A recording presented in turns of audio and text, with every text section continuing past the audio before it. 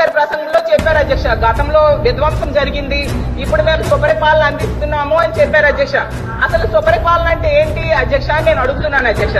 అంటే సూపర్ 6 పథకాలు ఎగ్గొట్టడం సుపరిపాలన నేను అడుగుతున్నాను అధ్యక్ష. చరిత్రలో ఎప్పుడూ లేనట్టుగా 9 నెలల్లో 1,00,000 కోట్ల పైగా అప్పులు చేయడం సుపరిపాలన నేను అడుగుతున్నాను అధ్యక్ష. రోజుకి 50 మంది మహిళలపై అఘాయిత్యాలు నేరాలు జరగడం సుపరిపాలన నేను అడుగుతున్నాను అధ్యక్ష. అలాగే బెల్ షాప్ ద్వారా మద్యం ఏరులై పారడం సుపరిపాలన నేను అడుగుతున్నాను అధ్యక్ష.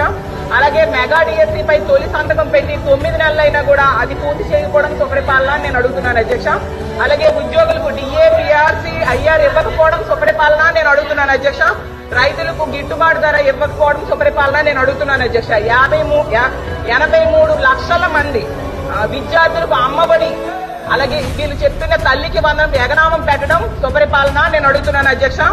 ఈ రాష్ట్ర ప్రజలకు రైతులు 53 లక్షల మంది ఉన్నారు అధ్యక్ష, వాళ్ళకి రైతు భరోసా ఎగ్గొట్టడం సుపరిపాలన నేను అడుగుతున్నాను అధ్యక్ష. ఈ రాష్ట్ర ప్రజలపై 15,000 కోట్ల విద్యుత్ భారం వేశారు అధ్యక్ష, అది సుపరిపాలన నేను అడుగుతున్నాను అధ్యక్ష. 13,000 కోట్ల విద్యుత్ ఛార్జీలు భారం వేశారు అధ్యక్ష, అది సుపరిపాలన నేను అడుగుతున్నాను అధ్యక్ష. అలాగే 60% నిత్యావసర సరుకులు ధరలు పెరిగాయి అధ్యక్ష ఈ 9 నెలల్లో, దాన్ని సుపరిపాలన అంటారా నేను అడుగుతున్నాను అధ్యక్ష.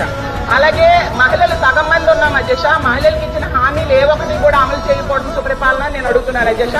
ప్రత్యేక హోదా సాధించే అవకాశం ఉండి కూడా సాధించకపోవడం సుపరిపాలన నేను అడుగుతున్నాను అధ్యక్ష. పోలవరం ప్రాజెక్టు విషయంలో ఎత్తు తగ్గించడానికి కేంద్రం దగ్గర రాజీ పడడం సుపరిపాలన నేను అడుగుతున్నాను అధ్యక్ష.